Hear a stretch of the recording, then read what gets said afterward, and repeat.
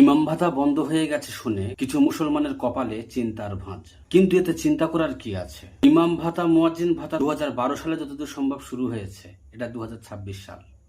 কিন্তু মসজিদ, মাদ্রাসা এগুলো তো চলে আসছে সেই 1400 বছর আগে থেকে। তাহলে তো চিন্তা কিসের? মসজিদ মাদ্রাসা কি সরকারের চালানোর জিনিস? এটা তো কওমের জিনিস। কওমকেই চালাতে হবে, মুসলমানকেই চালাতে হবে। বর্তমানে এই দরমূল্যের বাজারে একজন ইমামকে কমসে কম 10,000 টাকা মাইনে দেওয়া উচিত। যে মহল্লায় 50 থেকে 60টা বাড়ি আছে, যদি মাসকবারি 200 টাকা করে যদি মাইনে দেয়, তাহলে সেই টাকাটা উঠতে কষ্টকর বলে মনে হবে না। তাই সরকারি ভাতা বন্ধ হয়ে গিয়েছে আফসোস করে না কপাল চাপড়ে, বরং ইনসাফের সাথে একটা মসজিদে মাসকবারি 200 টাকা করে দিন। আর এতটুকু টাকা যদি আপনারা যদি একটা মসজিদের জন্য দিতে না পারেন, তাহলে মসজিদ বন্ধ করে দিন। আপনারা কিসের মুসলমান? আপনার ফোন চার্জ, আপনার কেবিল চার্জ, আপনার কারেন্টের বিল, বাড়িতে একটা বাচ্চা থাকলে তার পিছনেই তো দিনে 30 থেকে 40 টাকা কিংবা 50 টাকা খরচ হয়। আরো বিভিন্ন খরচাপাতি এদিক সেদিক করে তো বহু খরচ আপনার যায়। আর আল্লাহর ঘরের জন্য মাসকবারি 200 টাকা দিতে গেলেই আপনাদের সব শেষ।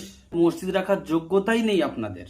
মসজিদটা বন্ধ করে দিন। যদি একটা মসজিদের পেছনে যদি 200 টাকা যদি না দিতে পারেন, সরকারের মুখের দিকে তাকিয়ে মসজিদ চালান। আপনাদের লজ্জা করে না? আপনাদের মুখে গড় শুদ্ধ ধুতি ফেলে দেওয়া উচিত।